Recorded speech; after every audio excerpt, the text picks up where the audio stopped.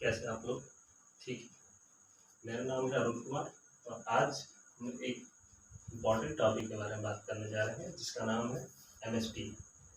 MSP की full form की बात करें तो मिनिमम सपोर्ट प्राइस, इसका फुल फॉर्म है, इसे हिंदी में न्यूनतम समर्थन मूल्य कहते हैं। न्यूनतम समर्थन मूल्य क्या है, इसके बारे में जानने से पहले थोड़ी सी कुछ बातें जान लेते हैं।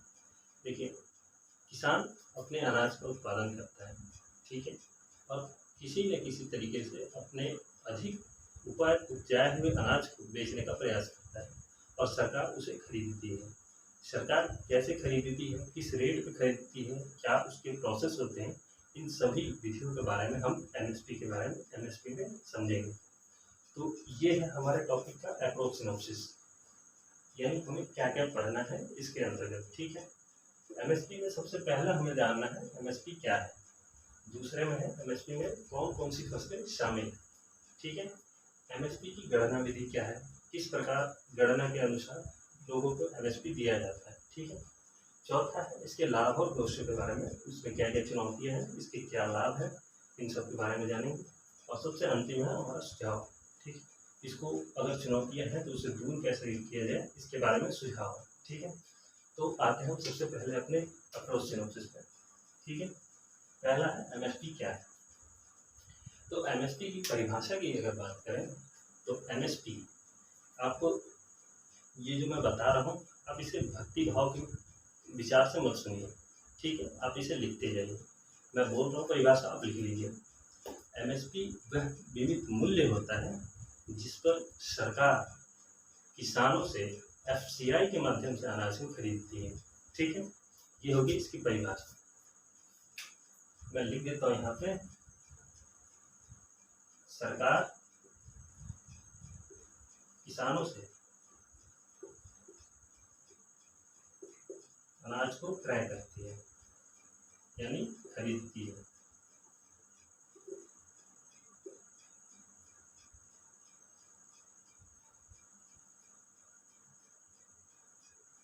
और जो खरीदने का जो मूल्य होता है ना, वह मूल्य ही होता है एमएसपी। और इसमें मध्यस्थ की भूमिका, यानी बिचौलिया कौन होता है, किसानों से डायरेक्ट सरकार अनाज खरीद नहीं सकती, तो इसमें बिचौलिए के काम करते हैं FCI, food corporation of India, ठीक है। ये किसानों से क्या करती है, अनाज को खरीदती है, अपने यहाँ संग्रह करती है, और जरूरतमंद, ये एक्चुअली ये संस्था है भी सरकार की, ठीक है। तो क्या करते हैं, जरूरत पड़ने के अनुसार इसका इस्तेमाल किया जाता है सरकार के कहने पर। तो आप एमएसपी को समझ गए। एमएसपी वह विविध मूल्य है जिसके माध्यम से किसानों से अनाज को क्रय किया जाता है एफसीआई के माध्यम से सरकार द्वारा, ठीक है। एमएसपी समझ में आ गया, ठीक है। अब दूसरा जो है, एमएसपी में शामिल फसलों के बारे में देखते हैं। एमएसपी में कौन कौन सी फसलें शामिल है, देखिए। एमएसपी में शामिल फसलों की बात करें तो इसमें टोटल 23 फसलें शामिल, ठीक है। एक फसल है जो कि है गन्ना। गन्ने पर एमएसपी की जगह सरकार की तरफ से ही एफआरपी दिया जाता है। एफआरपी क्या है, इसके बारे में भी थोड़ी देर बाद डिटेल बात करते हैं। गन्ने पे एफआरपी क्यों दिया जाता है, ये भी बात करते हैं, ठीक है। 23 फसलें कौन कौन सी हैं एमएसपी में शामिल, उनको देखते हैं। तो अनाज जो है ना, अनाज ये है 7 प्रकार के अनाज, ठीक है, जिनमें है गेहूं, धान, ज्वार, मक्का, जौ, बाजरा और रागी, ठीक है। ये 7 प्रकार के अनाज इसके अंतर्गत शामिल किए जाते हैं, ठीक है। और दाल है, जो दाल 5 प्रकार की दाल को शामिल किया जाता है, जिसमें है मूंग, मसूर, उड़द,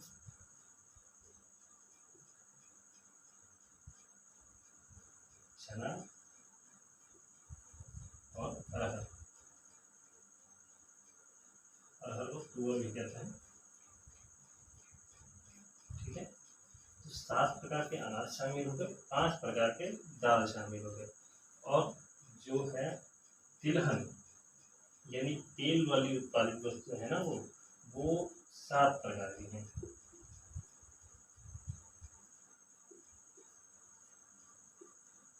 तेल से उत्पादित वस्तु कौन कौन सी हो सकती हैं? एक हो गया सूरजमुखी,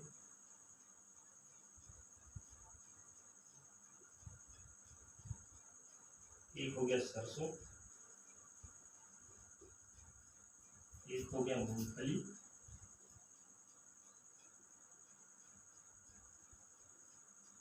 चौथी जो है वो है नाइजर सीड। नाइजर सीड के बारे में सुना आप लोगों ने? नहीं सुना तो ऑनलाइन देख लीजिएगा। नाइजर सीड एक ब्लैक कलर का सीड होता है, ठीक है। मूंगफली, मूंगफली हो गया। कुसुम, कुसुम का भी एक पौधा होता है।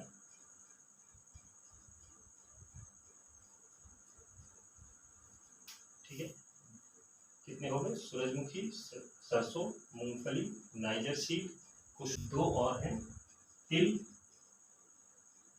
और सोयाबीन।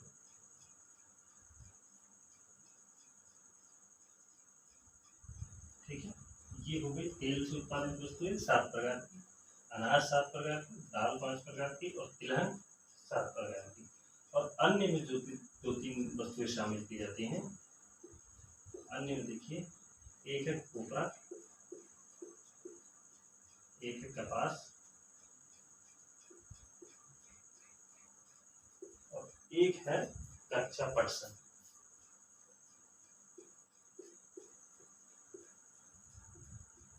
ठीक है, ये 3 प्रकार के अन्य में शामिल किए जाते हैं एमएसपी के अंतर्गत, और एक है एफआरपी दिया जाता है गन्ने पे। तो टोटल हो गए 24। ठीक है, लेकिन अगर पूछे कि एमएसपी में मुख्य रूप से कितनी फसलों को शामिल किया जाता है तो 23 फसलों को। गन्ने पे एक अलग विधा है जिसपे एफआरपी दिया जाता है। अब बात करते हैं गन्ने पे एफआरपी दिया क्यों जाता है। देखिए, गन्ना जो है ना, गन्ना एक ऐसा उत्पाद है जिसको काटने के 2-3 दिन बाद वो तुरंत खराब होने लगता है। तो इसमें क्या होता है ना, एमएसपी में एक बात और ध्यान रखिएगा, ये जो है एमएसपी की घोषणा सरकार द्वारा फसल बुआई से पहले कर दी जाती है, यानी फसल बोने से पहले ही कर दी जाती है, 2-3 महीने पहले। ठीक है, अभी हाल ही में 2-3 महीने पहले एमएसपी की घोषणा हुई है खरीफ फसलों को लेकर। ठीक है, तो एक बात और ध्यान रखिएगा, एमएसपी में क्या किया जाता है, फसल बुआई से पहले इनकी कीमतों को इनकी कीमत की घोषणा कर दी जाती है। ठीक है, तो ये जो गन्ना है, अगर 2-3 महीने का समय दे दिया जाए इसके लिए तो गन्ने सारे खराब हो जाएंगे। और उत्तर प्रदेश का जो है चीनी उत्पादन में सबसे उत्तम स्थान है। ठीक है, तो इस उत्तम स्थान को तो जाने नहीं दे सकते, तो इसलिए सरकार ने तय क्या किया है कि हम गन्ने पे एमएसपी की जगह एफआरपी देंगे। इसमें एक और बात ध्यान रखिएगा, ये जो एफआरपी होता है ना, एफआरपी की जो कीमत तय की जाती है सरकार की तरफ से, इसकी कीमत तो तय की जाती है सरकार की तरफ से, लेकिन इसका भुगतान कंपनियों को किया जाता है, कंपनियों के द्वारा किया जाता है, कंपनियां इसका भुगतान करती हैं। ठीक है, यानी किसान जो है डायरेक्ट इस मामले में सरकार को अपना उत्पाद नहीं बेचते हैं, वो क्या करते हैं, उद्योगों को अपना उत्पाद बेचते हैं, और उद्योग उसका प्रसंस्करण करके चीनी गुड़ वगैरह बना के और उसे बाजार में प्रस्तुत करते हैं, और इसका मूल्य निर्धारण क्या किया जाता है, सरकार के द्वारा किया जाता है।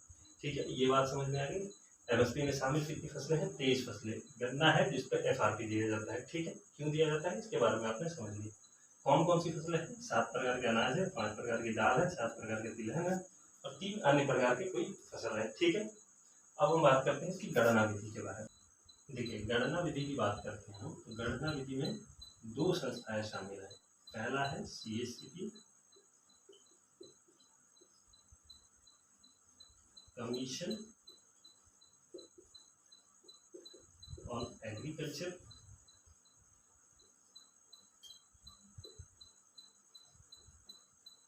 Cost and price.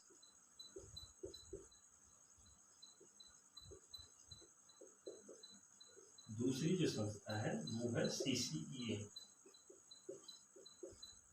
Cabinet committee on economic affair.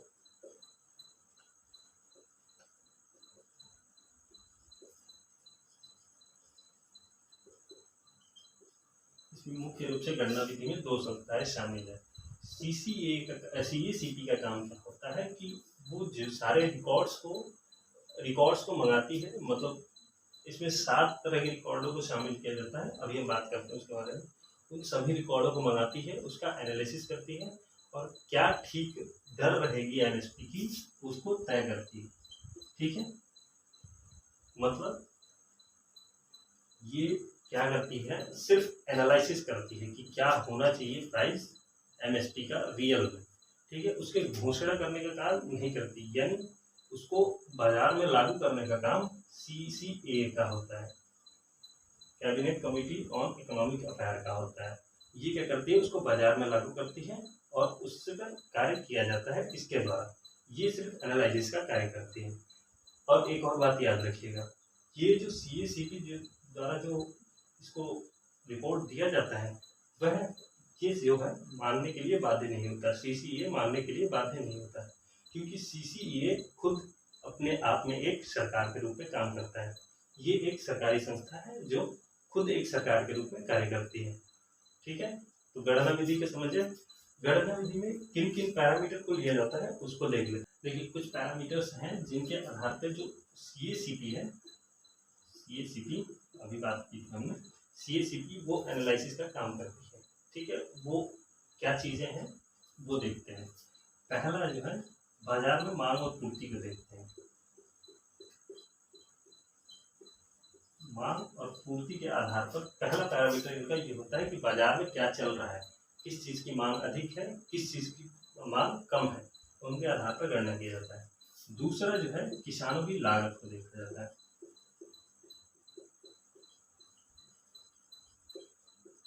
किसानों ने किसी एक वस्तु के उत्पादन में कितना लागत लगाया है, उस लागत को भी काउंट किया जाता है। ठीक है, तीसरी जो बात है, उपभोक्ता पर क्या प्रभाव पड़ेगा इसका, उपभोक्ता पर पड़ने वाला प्रभाव।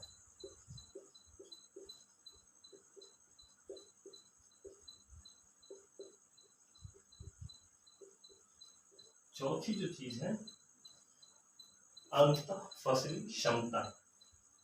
ये सब थोड़ा नया है। अंतः फसली क्षमता को देखते हैं। अंतः फसली क्षमता का अर्थ है, जैसे सरकार ने क्या किया कि अनाजों के स्थान पे क्या किया, दाल को एमएसपी ज़्यादा दे दी, यानी एमएसपी में उसका रेट अधिक तय कर दिया। तो देखिए, अनाज है और दाल है, दाल पर अनाज की तुलना में एमएसपी अधिक है, तो कोई भी किसान ये सोचेगा कि हमें लाभ अधिक से अधिक मिले, तो किसान क्या करेंगे, उस अनाज के उत्पादन की जगह वो क्या करेंगे, अधिक से अधिक दाल का उत्पादन करना शुरू कर देंगे। जिससे होगा क्या, मतलब सिर्फ दाल का उत्पादन अधिक हो जाएगा और बाजार में क्या होगा, दाल की मांग अधिक हो जाएगी और अनाज की मांग कम हो जाएगी।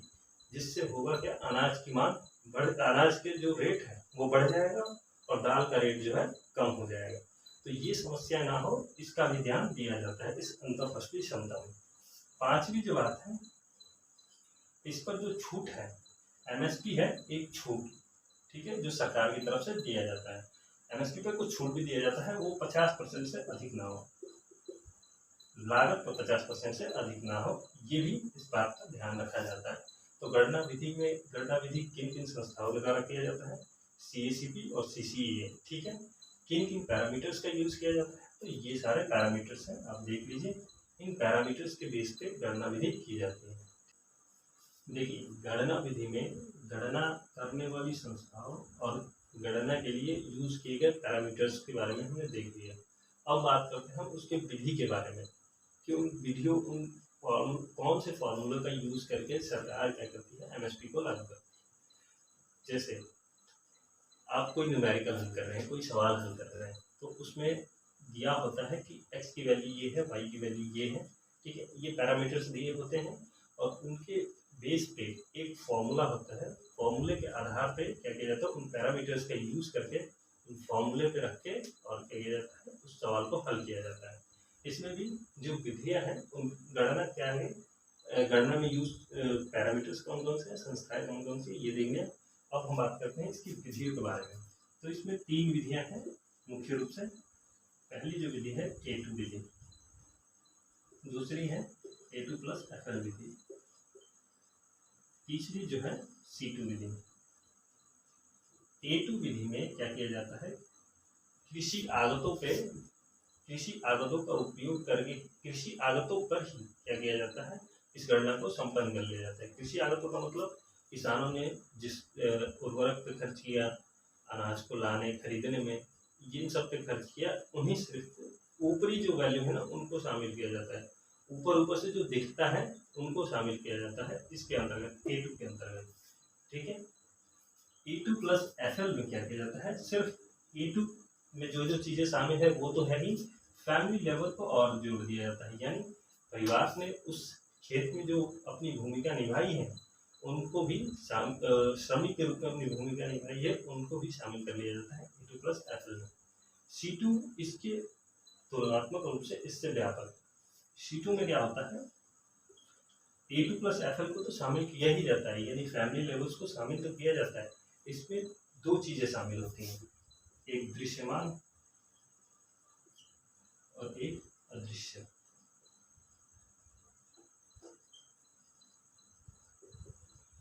दृश्यमान चीजों में क्या होता है कि इसमें फैमिली लेबर, उर्वरक, खाद, बीज, ये सब चीजों में जो लगा है, ये जो दिख रहा है ऊपर ऊपर, उनको शामिल किया जाता है। और अदृश्य जो दिखाई नहीं देता, जैसे किसी किसान ने भूमि जुताई या फिर सिंचाई, जो भी किसी कार्यक्रम के लिए अपना क्या किया, बैंक से उधार लिया। अब बैंक को वो ब्याज भी चुका रहा है, लेकिन वो ब्याज सामने दिखाई दे नहीं रहा, उसके उत्पादन में दिखाई देगा। तो C2 में क्या किया जाता है, दृश्यमान और अदृश्य दोनों ही चीजों को शामिल किया जाता है, जिससे कि इससे और मतलब A2 प्लस FL से ये व्यापक अवधारणा है और इसमें किसानों को संतुष्टि होती है, हाँ हमें हमारा जो है उचित मूल्य मिल रहा है। तो एक बार क्या हुआ, सरकार, जब से सरकार आई है, नई सरकार, बीजेपी सरकार, उन्होंने ये तय कर लिया है कि किसी भी तरह से हमें किसानों की आय को दोगुना करना है। तो एक समिति का गठन किया गया, रमेश चंद्र समिति।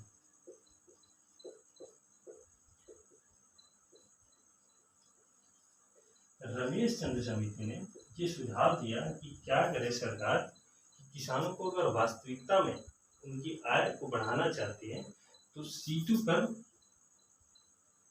1.5 गुना अधिक करके MSP की गणना की जाए।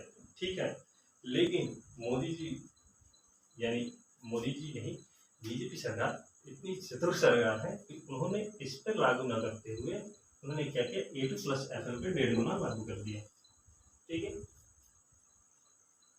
यदि इस पे करती तो किसान संतुष्ट रूप से अपना मतलब उत्पादन के लिए और उत्साहित होते और अधिक से अधिक उत्पादन करते। लेकिन इस पर क्या हुआ, अगर सरकार ने ये घोषणा की थी लगभग 2019-20 में, लगभग ये की थी, 20 में तो नहीं, लगभग 18 में कर दी थी। 18 में घोषणा की तो उन्होंने मतलब बहुत सारे उठापटक हुए देश में, बहुत सारे किसानों ने आंदोलन किया इस पर लेकर, ताकि इसको हटाया जाए, इस पर 1.5 गुना किया जाए, हमें हमारा मतलब लागत तो मिले कम से कम। A2 FL पे पूरी तरीके से अगर 1.5 गुना कर भी दिया जाता है तो वो पूरी तरीके से लागत नहीं मिल पाती है। तो किसानों ने इसके लिए बहुत ही आंदोलन जताया और ये अभी भी वर्तमान में चल रहा है। ठीक है, अब हम बात करते हैं इसके लाभ और दोष के बारे में। गणना विधि क्या है, MSP में शामिल फसलें कौन सी हैं, MSP क्या है, इसके बारे में हमने तो देख लिया। लाभ और दोष को देखने से पहले इसके मध्य में, इसके बीच में हमें देखना है एक छोटा सा उद्देश्य। MSP देने का उद्देश्य क्या है, उद्देश्य मैं चाहता तो इसको पहले ही बता देता, लेकिन उद्देश्य जानने के बाद इसके लाभ में आपको कैलकुलेशन करने में अच्छा होगा और इसकी चुनौतियों में भी आपको सहायता मिलेगी, इसलिए मैंने इसको यहाँ पर किया। ठीक है, तो उद्देश्य के बारे में आइए देखते हैं। उद्देश्य क्या है, इसके बारे में जानने से पहले अगर मैं आपसे कुछ सवाल पूछूं तो क्या आप बताएंगे? दुनिया का अंतिम सत्य क्या है? ये जवाब आप बताइए, इसका जवाब दीजिए।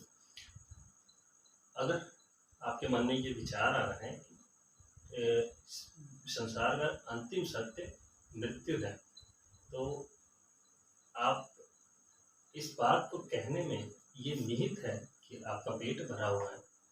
यानी जब पेट भरा हुआ होता है, दार्शनिकता भरी बातें अंदर से बाहर आती हैं। जीवन मरण, जब पेट ना भरा हुआ हो तो सबसे पहले पेट भरने की बात आती है, यानी भूख सबसे पहले आता है, उसके बाद दार्शनिक भरी बातें आती हैं। ठीक है, तो अगर आप ये कह रहे हैं कि मृत्यु अंतिम सत्य है, तो यानी आपका पेट भरा हुआ है। ठीक है, नहीं तो मेरे अनुसार तो दुनिया का अंतिम सत्य क्या है? भूख है। क्यों?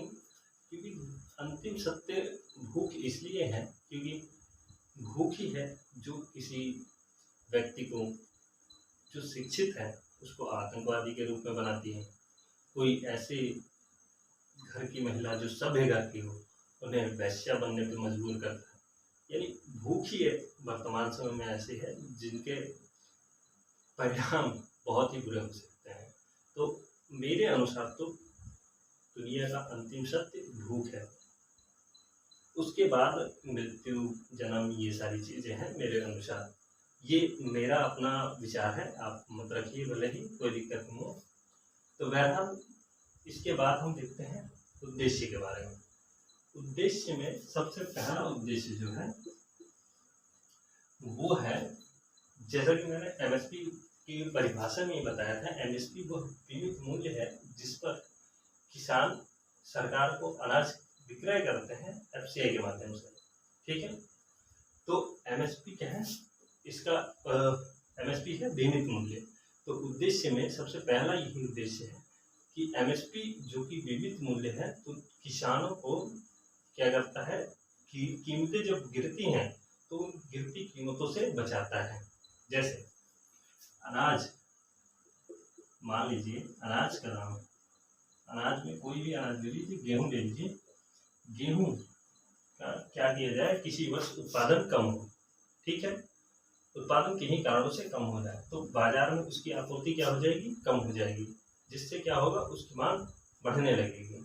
ठीक है, लेकिन क्या हुआ कि जैसे किसी कारण उत्पादन बहुत अधिक बढ़ गया, ठीक है, किसी जैसे परियोजना के अंतर्गत पहली पंचवर्षीय परियोजना हरित क्रांति की तरफ से जैसे एक ऐसा कार्यक्रम चालू हो जाए जिससे अनाज का उत्पादन अत्यधिक बढ़ जाए। ठीक है, और बाजार में अनाज ही अनाज पड़े हैं, आपूर्ति बहुत है, खरीदने वाला कोई है ही नहीं, तो ऐसे में क्या होगा कि अनाजों की कीमत गिर जाएगी। लेकिन एमएसपी ऐसे में क्या करता है? इनको सुरक्षा प्रदान करता है। एमएसपी एक बेस तैयार कर देता है कि इतने से अधिक, इतने से कम तो कीमत तो नहीं दी जाएगी, इससे अधिक भले ही दे सकते हैं। ठीक है, तो एमएसपी का पहला उद्देश्य क्या है? किसानों को जो गिरती कीमतों से सुरक्षा प्रदान करना। ठीक है, दूसरा जो है निम्न आय फंदे से उनको बाहर निकालना है। कि निम्न आय फंदा क्या है? देखिए निम्न आय फंदा क्या है?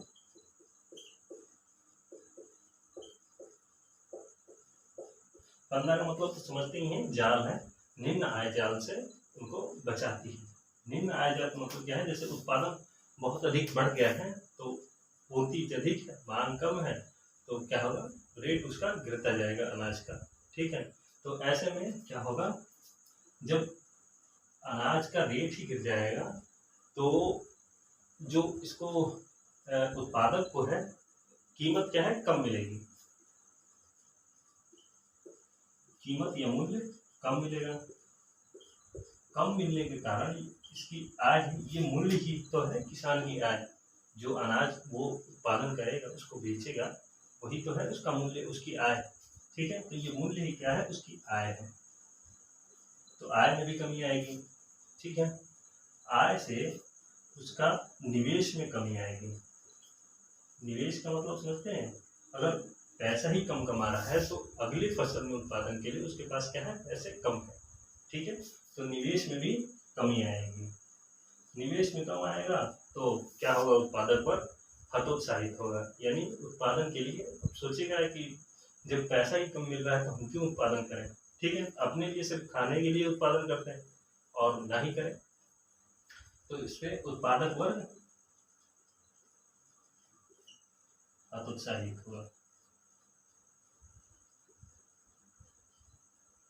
तो इससे भी क्या करता है, एमएसपी सुरक्षा देता है, निम्न आय फंदे से उनको बाहर निकालता है। ये कीमत जो मूल्य है उसको गिरने नहीं देता है, उनकी आय समान बनी रहती है, जिससे निवेश उनका बेहतर होता है और उत्पादक वर्ग हमेशा प्रफुल्लित रहता है इस बात के लिए कि हमें उत्पादन करना चाहिए। ठीक है, ये हो गए मेजर जो उद्देश्य थे, यही दो थे। ठीक है, इसके बाद हम बात करते हैं लाभ और दोषों के बारे में। देखिए, एमएसपी के लाभ दोषों की बात करें तो इनको दोनों को अलग अलग करके देखते हैं। सबसे पहला हम देखते हैं लाभ के बारे में, इसके एमएसपी के लाभ क्या है। ठीक है, लाभ में सबसे पहला लाभ है जो उद्देश्य में हमने देखा था, गिरती कीमतों से क्या सुरक्षा देता है एमएसपी।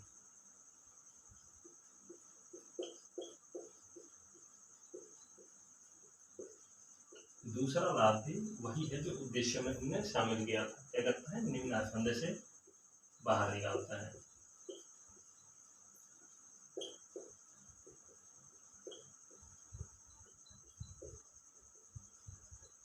तीसरा जो है,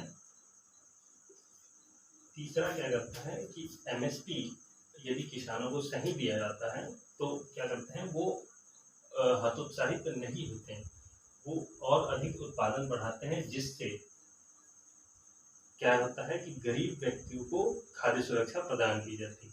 खाद्य सुरक्षा क्या है, इसके बारे में हमने डिटेल में पहले वीडियो में चर्चा कर रखी है। ठीक है, वहां से देख सकते हैं।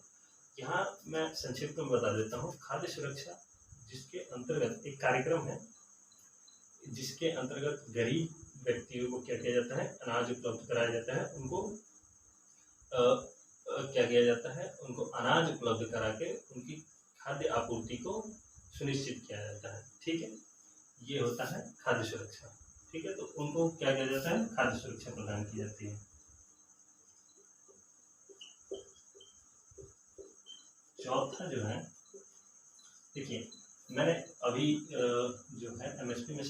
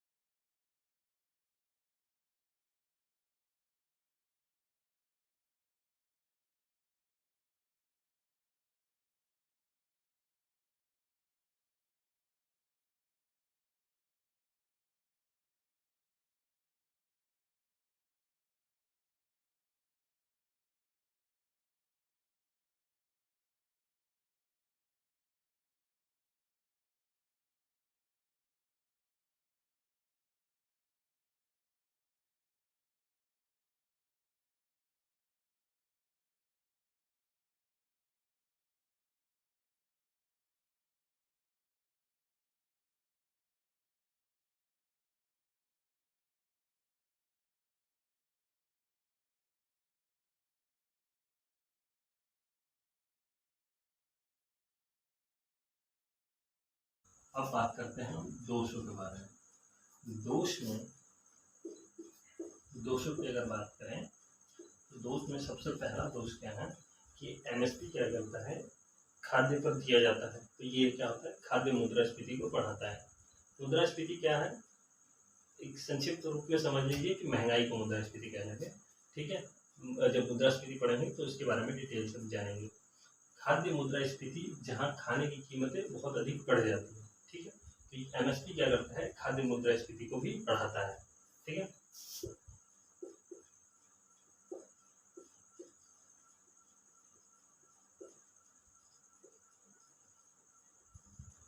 जैसे खाद्य मुद्रास्फीति को कैसे बढ़ाता है, अगर ये बात समझ में नहीं आ रही है तो देखिए क्या करते हैं। जैसे अनाज है, गेहूं, दाल, इन दोनों का एग्जांपल ले लेते हैं। सरकार ने क्या किया कि गेहूं पे एमएसपी दे दिया, यानी गेहूं के लिए एमएसपी दे दिया और दाल के लिए एमएसपी कम दिया तुलनात्मक रूप से। तो क्या करेंगे लोग, अधिक से अधिक गेहूं का उत्पादन करेंगे, दाल का उत्पादन कम हो जाएगा। तो दाल मार्केट में क्या है, कम है, और गेहूं मार्केट में अधिक है, तो गेहूं कीमत क्या होगी, कम हो जाएगी और दाल की कीमत बढ़ जाएगी। तो ये जो दाल है वो अत्यधिक बाजार में महंगा मिलेगा। इसे ही कहेंगे कि इसकी वजह से, एमएसपी की वजह से खाने की मुद्रास्फीति यानी खाद्य पदार्थों की जो मूल्य में है वृद्धि हो जा रही है। इसी को क्या कहते हैं, खाद्य मुद्रास्फीति। इसमें वृद्धि होती है एमएसपी की वजह से, इसका एक दोष है। दूसरा जो दोष है, एमएसपी में क्या है कि 23 फसलें शामिल हैं, ठीक है, लेकिन 23 फसलें शामिल हो हैं ये उचित नहीं है। 23 फसलों के साथ साथ भारत देश में बागवानी फसलों का जो है ठीक ठाक वो है, ठीक ठाक सहयोग है देश की अर्थव्यवस्था में, ठीक है। बागवानी फसलों को सीधा सीधा है कि बागवानी फसलों को इसके अंतर्गत शामिल नहीं किया जाता है, ये एक दोष है, ठीक है।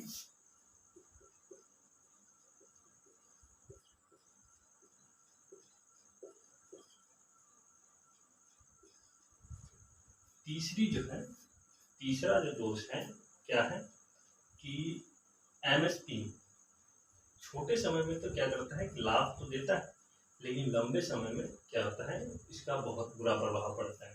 जैसे गेहूं और दाल का ही ले लेते हैं। गेहूं पे यदि एमएसपी अधिक दे दिया गया तो गेहूं के उत्पादन के लिए लोग बहुत अधिक निवेश खर्च करेंगे, ठीक है। इससे क्या होगा कि गेहूं के उत्पादन के लिए इतनी होड़ मच जाएगी कि लोग अधिक से अधिक नाइट्रोजन वगैरह जो होते हैं कीटनाशक, जिससे होगा क्या, अधिक से अधिक कीटनाशक वगैरह का प्रयोग करेंगे तो उससे मृदा की उर्वरकता खराब होगी। सिंचाई के लिए अधिक से अधिक जल का उपयोग करेंगे, ठीक है, तो इससे जल का भी अत्यधिक दोहन होगा। तो ये क्या हो रहा है कि छोटे टाइम में तो लाभ दे रहा है, लेकिन लंबे टाइम में क्या हो रहा है कि ये बहुत अधिक दुष्प्रभाव डालने का कारण बन रहा है, ठीक। तो ये एमएसपी की एक सबसे मतलब खतरनाक स्थिति मान लीजिए, ये सबसे बड़े दोषों में शामिल है, ठीक है।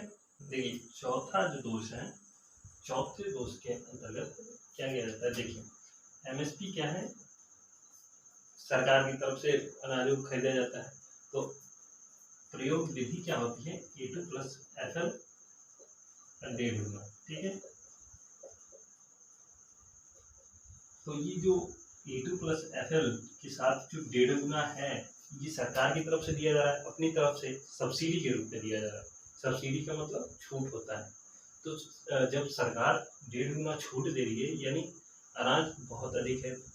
वर्तमान समय में भारत जो है अनाज का उत्पादन करता है 330 मिलियन मैट्रिक टन का उत्पादन करता है, ठीक है।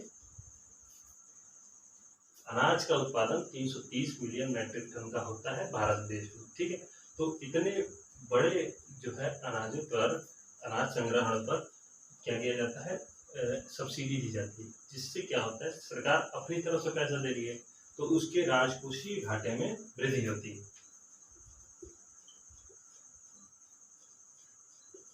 उसका जो राजकोष है उसमें वृद्धि होती है, राजकोष घाटे में वृद्धि होती है। ये हो गया चौथा। पांचवें दोष की बात करते हैं हम। ये है अंतर्राष्ट्रीय स्तर पर WTO ने क्या है, वर्ल्ड ट्रेड ऑर्गेनाइजेशन, विश्व व्यापार संगठन, इसमें क्या है, कुछ सब्सिडी है ना, जो ये छूट दी जा रही है सरकार की तरफ से, उसकी व्याख्या प्रस्तुत की। सब्सिडी में सबसे पहला सब्सिडी होता है red box subsidy. Red box subsidy अभी तक लागू नहीं हुई और इसे प्रयोग में भी नहीं लाया गया, तो इसकी व्याख्या पूर्ण रूप से नहीं है, ठीक है। अंबर बॉक्स सब्सिडी, अंबर बॉक्स सब्सिडी में क्या है कि विकासशील देशों के लिए, जो विकासशील अर्थव्यवस्था है जैसे भारत जैसी अर्थव्यवस्था है, उनके लिए सब्सिडी का निर्धारण 10% से अधिक का नहीं किया गया है। यानी जो विकासशील देश है वो 10% से अधिक सब्सिडी नहीं दे सकते हैं, और जो विकसित देश में 25% से अधिक नहीं दे सकते, ठीक है। और एक है blue box subsidy. Blue box subsidy में समुद्री संसाधनों पर जो है वो क्या किया जाता है, सब्सिडी को तय किया जाता है, ठीक है। तो ये जो है जो सब्सिडी दी जा रही है सरकार द्वारा, जिससे राजकोषीय घाटे में वृद्धि हो रही है, ये जो सब्सिडी है वो अम्बर बॉक्स सब्सिडी का क्या कर रहा है, उल्लंघन कर रहा है। 10% से अधिक सब्सिडी दी जाती है इसके अंतर्गत, ठीक है। तो ये भी एक बड़ा दोष है कि अम्बर बॉक्स सब्सिडी का उल्लंघन हो रहा है, जिससे हमें विश्व में हो सकता है कि चुनौतियों का सामना करना पड़ जाए इसकी वजह से, ठीक है। जो छठा है, छठा क्या है कि एमएसपी है ना जो, वो वैधानिक मूल्य नहीं है। इसका कोई बिल ना ही कोई ना एक्ट पास हुआ है, ये कोई वैधानिक मूल्य नहीं है। सरकार बाध्य नहीं है कि आपका अनाज खरीदे ही खरीदे, कभी भी कह सकती है कि हम आपका अनाज नहीं खरीदेंगे, ठीक है। तो ये कोई वैधानिक मूल्य नहीं है।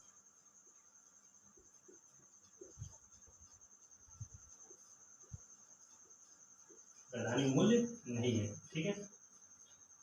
सातवें की अगर बात करते हैं तो सातवें में देखिए एमएसपी एक विस्तृत अवधारणा है।